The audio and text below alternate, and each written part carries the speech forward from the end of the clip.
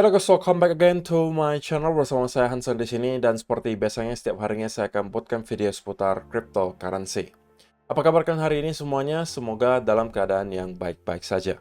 Teman-teman, di video hari ini, sesuai dengan janji saya di video kemarin, saya pengen membahas sesuatu yang sangat penting, yaitu adalah kenapa menurut saya pribadi, koreksi yang kita lihat di Bitcoin kemungkinan akan berakhir di kurang lebih area 35-38 ribu, itu kemungkinan akan menjadi bottomnya, dan kita kemudian start untuk kembali merangkak naik, menjelang atau bahkan setelah melewati halving, dan kemudian mendekati all-time high.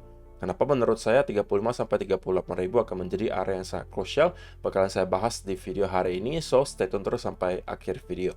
Sekarang kita bakal mulai dari CoinMarketCap terlebih dahulu. Per hari ini secara global market cap crypto berada di angka 1,64 triliun dolar atau naik sekitar 1,27%. Nah, di top 10 coin sendiri kita melihat keadaannya sebenarnya dominan berwarna hijau, kenaikannya ranging antara 0, sekian persen hingga kurang lebih 2%. Dan menjadi top performer hari ini adalah Cardano dengan kenaikan 2,24% menuju 0,5 dolar. So, itu adalah outlook sementara dari beberapa top coin yang ada. Sekarang kita langsung aja masuk ke beberapa data dan berita terbaru hari ini. Nah, yang pertama teman-teman, disampaikan oleh Will Clemente di sini. Equities benefit greatly from passive flows. These flows are something that Bitcoin has not had to date, but will soon. Jadi teman-teman, simpelnya kita sampai detik ini memang belum melihat dampak positif dari spot Bitcoin ETF dari perspektif harga. Tetapi kita tahu bahwa itu didasari penjualan yang dilakukan terus-menerus oleh Grayscale. Di mana per harinya kita bisa melihat ada outflow bahkan ratusan juta dolar, teman-teman. Walaupun ETF-ETF yang lainnya itu positive flow, artinya banyak juga yang membeli di ETF lain, tapi secara net itu positifnya nggak banyak. Karena Grayscale itu jualannya gila-gilaan gitu loh. Tetapi memang menariknya kita masih melihat Bitcoin mampu stay di angka kurang lebih 40-an ribu dolar.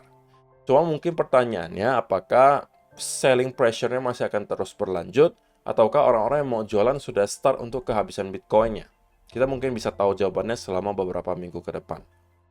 Tetapi, yang intinya mau disampaikan di sini adalah, kalau misalnya kita perbandingkan dengan stock market, teman-teman, dengan stock market, bahwa S&P 500 dan kawan-kawan itu mendapatkan benefit yang banyak sekali dari mutual funds dan juga ETF. Oke, jadi reksadana dan kawan-kawan itu mempunyai pengaruh yang sangat positif, oke, terhadap pergerakan atau kenaikan yang terjadi di stock market Amerika Serikat. Kalau misalnya diperhatikan di sini teman-teman, ada dua tipe aset, active asset dan juga passive asset. Yang aktif itu biasanya yang rajin diperdagangkan, itu biasanya mungkin para traders, para investor, tetapi pribadi gitu ya, ataupun institusi tapi memang yang sering memperdagangkan. Tetapi yang passive flow di sini itu adalah termasuk yang kategori ETF dan kawan-kawan.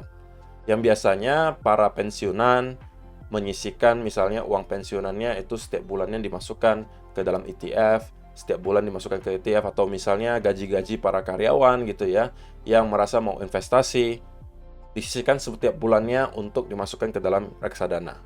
Seperti kalau kita Indonesia juga sama gitu ya. Kalau misalnya teman-teman yang cenderung mungkin nggak mau ambil resiko terlalu tinggi, mungkin ada yang setiap gajian menyisihkan sebagian gajinya ke dalam reksadana, dimasukkan ke dalam obligasi, dan seterusnya. Nah, itu kategorinya passive flow, teman-teman. Artinya setiap bulan atau secara berkala itu ada. Bisa setiap minggu, setiap bulan, itu selalu ada aja yang masuk. Ya dari orang-orang yang tadi saya sebutkan. Orang-orang yang masih bekerja secara aktif, yang menyisihkan gajinya untuk kemudian dibelikan ke dalam beberapa aset investasi, contohnya mungkin reksadana dan kawan-kawan, atau para pensiunan gitu ya, yang setiap bulan mendapatkan uang pensiun, itu juga kemungkinan akan mengalokasikan sebagian uangnya ke dalam ETF dan seterusnya. Nah, untuk sekarang teman-teman, kita sudah mendapatkan ada spot Bitcoin ETF juga. Nah, dampak jangka panjangnya apa? Adalah hal yang baru saja saya sebutkan. Orang-orang yang mau menyisihkan uangnya setiap bulan, itu kemungkinan sekarang mempunyai opsi baru, yaitu dalam menyisihkan uangnya untuk membeli spot Bitcoin ETF. Nah, bisa kalian bayangkan kalau misalnya banyak sekali orang yang melakukan hal tersebut. Maka akan ada demand besar secara berkala, bisa aja setiap minggu, setiap bulan itu selalu masuk. Jadi konstan, selalu ada demand yang masuk, dan masuk. Sedangkan kita tahu, sekali lagi, supply Bitcoin itu tidak bisa ditambah-tambah, teman-teman. Sampai kapanpun akan 21 juta koin. Beda cerita kalau misalnya saham gitu ya, bisa diciptakan shares yang baru. Beda cerita kalau fiat atau uang kertas yang selama ini kita pakai, itu bisa dicetak baru, teman-teman. Beda kalau Bitcoin, nggak bisa ditambah lagi. Fix, sudah segitu. Dengan ada demand yang konstan terus-menerus, supply yang terus tergerus, apa yang akan terjadi? Harganya nanti akan mengalami kenaikan. Sesimpel itu. Nah, untuk jawaban dari pertanyaan yang spesifik tadi, kira-kira Grayscale itu masih ada nggak nih selling pressure-nya? Nah, ini di post tadi malam, teman-teman, pukul 10 malam, waktu Indonesia Barat. Lagi-lagi ada kurang lebih 500 juta dolar dalam bentuk Bitcoin itu dimasukkan ke dalam Coinbase. Nah, kita nggak tahu apakah semua ini udah berhasil dijual, atau masih ada tersisa dan masih pengen dijual mungkin hari Senin atau mungkin di weekend ini, who knows gitu ya. Tapi menurut saya pribadi harusnya dalam beberapa minggu ke depan kita sudah bisa melihat selling pressure-nya start berkurang, teman-teman. Oke, karena penjualannya di sini termasuk cukup masif ya. Seharian, satu hari saja itu bisa ratusan juta dolar. Dan saya yakin pasti tidak semua pengen menjual gitu. Pasti ada yang mau meng-hold. Adapun misalnya yang menjual itu mungkin hanya untuk digeser ke ETF yang lain, karena mungkin Grayscale itu menggunakan fee yang paling besar 1,5%, sedangkan yang lain udah di bawah 0,5. Bahkan BlackRock sekalipun menawarkan fee yang jauh lebih murah daripada Grayscale. Tapi itu mungkin bisa kita ketahui dalam beberapa minggu ke depan, apakah benar selling pressure-nya sudah berkurang, ataukah rupanya masih banyak sisa Bitcoin holder di Grayscale yang mau menjual. Gitu ya. Nah, sekarang kita bakalan masuk ke chartnya Bitcoin. Dan langsung saja saya akan bahas kenapa menurut saya area 35-38 ribu bisa menjadi bottom dari koreksi yang kita lihat di sini menjelang halving. Dan setelah halving tentunya biasanya ekspektasinya adalah kita akan start merangkak naik mendekati all time high, dan mungkin 6-9 bulan setelah halving kita sudah akan menyentuh ke all time high yang baru. Nah, ini tidak lain dan tidak bukan, teman-teman, adalah berdasarkan data historis. Kalau misalnya kita lihat dua cycle sebelumnya. Pertama di cycle 2014 sampai 2017 gitu ya. Di sini kita bisa melihat kita masuk ke bear market itu di tahun 2013 hingga 2015, teman-teman. Dan kemudian start untuk merangkak naik. Ini adalah fase awal bull market gitu ya.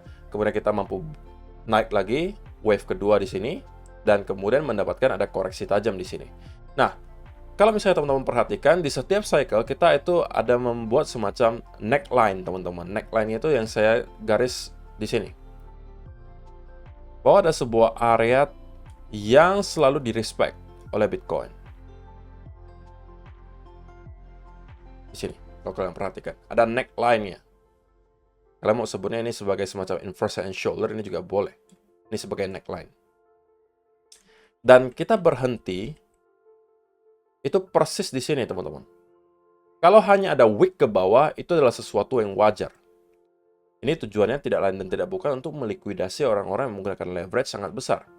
Dan kenapa ini saya tandai bulat? Ini adalah pada saat halving, teman-teman. Jadi, koreksi yang kita lihat di sini menyentuh ke area neckline itu pada saat halving justru. Sedikit melewati halving. Beberapa minggu setelah halving, kita mendapatkan ada koreksi terakhir sebelum pada akhirnya kita building momentum lagi untuk start naik lagi ke atas. Oke, jadi ini kalian ingat patternnya seperti ini, teman-teman. Ini trend line-nya sudah tercipta dari ketika kita start masuk ke bear market. Nah, cycle berikutnya, kalau kita perhatikan, apa yang kita lihat, itu juga tidak jauh berbeda, teman-teman. Kita masuk ke bear market, itu di tahun 2017-2018, sampai 2019. Gitu kan? Nah, kalau kalian perhatikan, di sini juga ada trend line yang sama, yang terbentuk, yang selalu di-respect. Oke? Dan area ini menurut saya harusnya akan menjadi bottom pada saat itu di sini jika kita tidak melihat COVID-19 itu terjadi.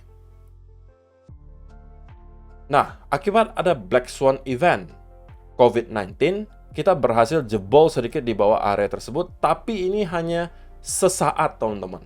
Dan kita langsung recover lagi.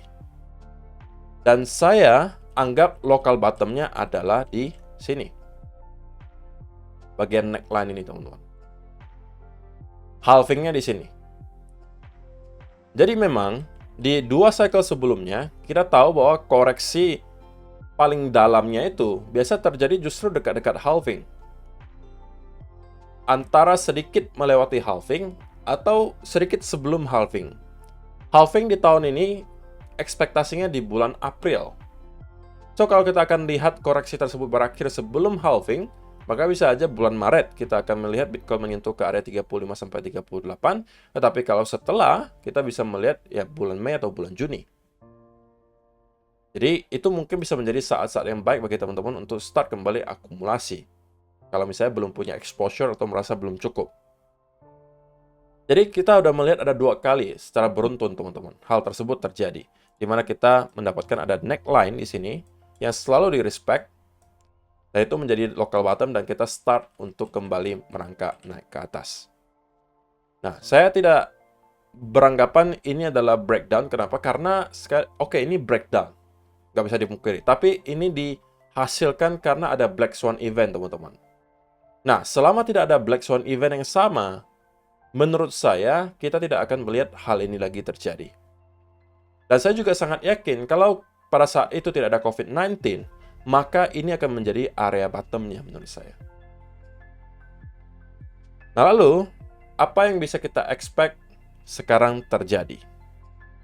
Nah, ini dengan asumsi kalau ternyata kita akan mengulangi hal yang sama dengan yang kita lihat 2 kali sebelumnya, maka kita juga bisa melihat ada trendline yang sama terbentuk di sini. Kita masuk ke bear market ya di tahun 2021 lah anggapan. Dan kita sudah membentuk trendline dari sana, teman-teman. Ini yang selalu di-respect. 1, 2, 3, 4, 5, 6. Dan ini bisa menjadi retest ke-7. Sebelum pada akhirnya kita start kembali merangkak naik ke atas. Dan kalau cuma wick ke bawah, itu hal yang wajar, teman-teman. Tapi yang saya mau katakan adalah kemungkinan kita bakalan stabilize atau mendapatkan atau membentuk semacam base di sekitaran area 35 sampai 38.000 dolar. Ini adalah areanya. Tidak harus persis nyampe di sini, tapi ini adalah areanya yang menurut saya bakalan dituju. Kalau sedikit wick ke bawah itu hal yang wajar ya teman-teman. Kalau cuma wick ke bawah itu fine menurut saya. Tapi kita kemungkinan bakalan close di area kotak ini. Closing candle-nya kemungkinan rata-rata akan berada di sini. Kalau wick ke bawah itu kemungkinan hanya untuk sekejap. Untuk melikuidasi orang-orang yang mungkin melakukan long terlalu cepat. Dan kemudian kita start untuk kembali closing di atas area ini dan building momentum lagi untuk ke atas. Oke, dan ini saya nggak tahu bakalan terjadi apakah setelah halving atau sedikit sebelum halving, tapi pada intinya ini akan menjadi area yang sangat krusial bagi Bitcoin dan bisa jadi area di mana teman-teman mungkin start kembali melakukan dollar cost averaging, baik di Bitcoin maupun altcoin. Karena kalau kita melihat Bitcoin sampai nyentuh ke area ini, saya yakin altcoin juga pasti akan mendapatkan diskon yang lumayan banget teman-teman, minimal 30-40%. Nah, tentunya senario paling idealnya kita mau melihat Bitcoin itu mampu maintain di atas 40.000. Tentunya tidak ada yang mau melihat Bitcoin koreksi lebih dalam dari sini. Gitu kan, semuanya pengen terus-menerus naik. Tapi that's not how market works, teman-teman. Kita perlu periode cool down terlebih dahulu, naik lagi, cool down lagi, naik lagi, cool down lagi. Nah, ini adalah periode cool down-nya. Dan kita perlu tahu bahwa sentimen market sekarang itu tidak sebullish beberapa minggu yang lalu. Beberapa minggu yang lalu semuanya ya bisa dikategorikan antara optimis atau euforia. Karena kita sudah mendekati approval spot Bitcoin ETF. Tapi untuk sekarang semuanya udah kembali netral. Nggak ada lagi katalis yang menurut saya bisa membuat orang sangat excited untuk membeli Bitcoin di harga sekarang. terkecuali mungkin halving, gitu ya. Nah, itu satu-satunya mungkin katalis yang bisa terpikirkan oleh saya yang membuat sebagian besar orang mungkin mau membeli Bitcoin. Tapi orang-orang yang mau membeli karena halving pun kemungkinan besar sudah start membeli dari sekitaran area di sini. Who knows? Gitu kan? Tetapi kalau memang senario yang kita katakan di sini tidak terjadi dan kita terus merangkak naik dari sini, ya saya secara pribadi sih tidak ada masalah ya teman-teman. Sekali lagi saya sudah mempunyai spot back. Apapun yang terjadi tidak akan menggoyahkan keinginan saya untuk ngehold Bitcoin sampai ke all time high yang baru sebelum saya menjual, gitu ya. Baik dia nyampe dulu ke area di sini atau tidak masalah bagi saya. Tetapi untuk sementara, menurut saya kita akan mendapatkan fase yang cukup membosankan selama beberapa bulan ke depan.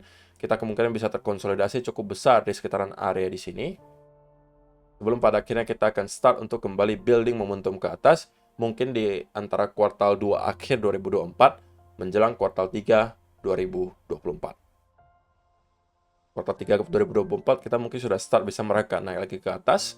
Kemudian kuartal 4 kita mungkin sudah break ke all time high yang baru. 2025 kita mendapatkan fase parabolik terakhir sebelum pada akhirnya kembali ketemu dengan cycle top dan kita sudah akan kembali masuk ke bear market. Oke. Jadi itu adalah kenapa menurut saya area 35 sampai 38.000 itu bisa menjadi bottom untuk koreksi yang kita lihat di Bitcoin mungkin selama beberapa waktu mendatang. Kita belum bisa expect bahwa secara tiba-tiba kita akan kembali meroket dan menembus ke area di atas 50.000 dolar. Gitu ya, saya rasa kita masih akan mendapatkan periode cool down dan ini bisa menjadi periode yang cukup membosankan jika kita bandingkan dengan beberapa bulan sebelumnya, di mana kita mengalami kenaikan secara terus-menerus, dan kita sekarang sedang berada di periode yang sama dengan yang kita lihat kemungkinan di sekitaran area ini, teman-teman. Di mana di sini kalau kalian ukur ya, itu kita konsolidasi kurang lebih 217 hari bahkan, atau kurang lebih sekitaran 7 bulan sebelum pada akhirnya kita mampu untuk breakout ke atas. Dan itu adalah hal yang mungkin bisa kita expect juga terjadi, tapi saya nggak expect sampai 7 bulan harusnya, teman-teman.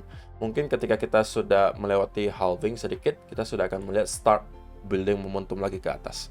Karena kita di Januari, kemungkinan ya bulan Juni atau bulan Mei kita sudah bisa start melihat ada lagi momentum ke atas. Oke? Jadi itu adalah untuk gambaran besarnya. Nah, pertanyaannya mungkin bagaimana kalau untuk short term goal gitu kan? Saya sampaikan di video kemarin bahwa sebenarnya ekspektasi saya adalah kita akan minimal kembali pullback dan nge-retest ke area trendline. Walaupun itu benar, tetapi itu terjadi setelah kita mendapatkan ada semacam satu lagi wave ke bawah sebelum pada akhirnya kita naik. So, untuk teman-teman yang kemarin sempat masuk karena double bottom di sini, harusnya itu menjadi sebuah setup yang loss. Dan kalau loss ya saya harus katakan loss, teman-teman. Oke? Dan analisa kita sebenarnya tidak salah gitu ya. Karena kita menyentuh ke area trendline tersebut persis dan kemudian mendapatkan rejection. Nah, lalu pertanyaannya what's next gitu kan? Nah, sesuai dengan yang saya sampaikan di video kemarin teman-teman, price action Bitcoin selama beberapa hari ke depan akan menentukan apa yang kita lihat selama berminggu-minggu ke depan. Maksud saya apa? Kalau misalnya selama beberapa hari ke depan kita melihat Bitcoin hanya start sideways di sini, ini bisa membentuk yang namanya bearish flag pattern. Yang kemudian berarti chance-nya cukup besar kita akan melanjutkan penurunan ke bawah. Artinya itu secara teori ya breakdown, retest, kemudian continuation. Nah, kita nggak tahu konsolidasi yang bakalan selama apa, bisa aja makan waktu 3-4 hari, bisa aja 1-2 minggu.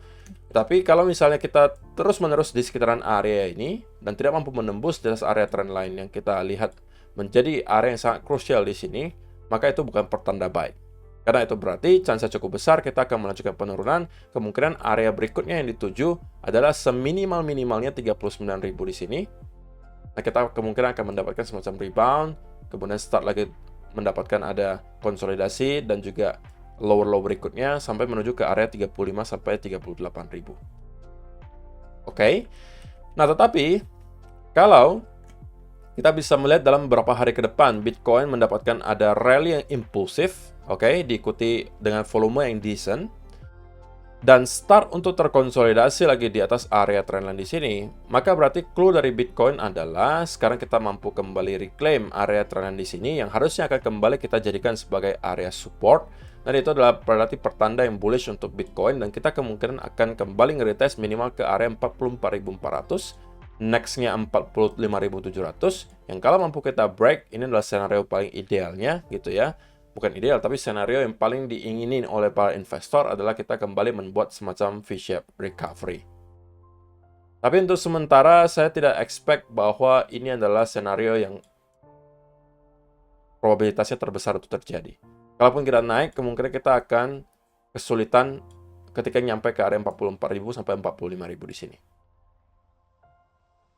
Oke, dan itu bisa menjadi awal permulaan dari pembentukan wave kedua, teman-teman. Ini adalah wave pertamanya, kita bisa mendapatkan pullback dan start untuk mendapatkan wave kedua ke bawah. Dan itu bisa memakan waktu, teman-teman.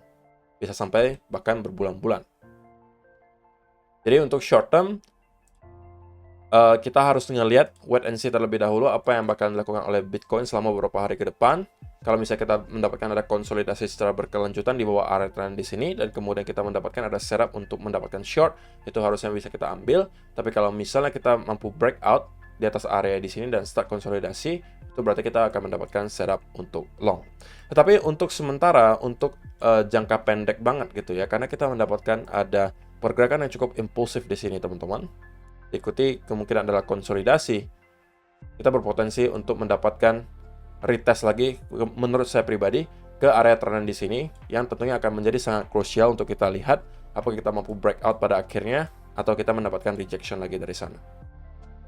Tapi untuk short term, ekspektasi saya adalah yang terjadi kita akan mendapatkan wave kedua di sini, kemudian kita akan kembali naik ke atas, nge-retest ke sekitaran area 42.000 di sini. Baru dari sana kita akan lihat lagi apa yang menjadi reaksi dari buyers dan sellers di sana. Oke? So, saya rasa itu aja yang perlu saya sampaikan di video hari ini, teman-teman. Terima kasih untuk kalian yang sudah menonton sampai selesai. See you in the next video. Bye-bye.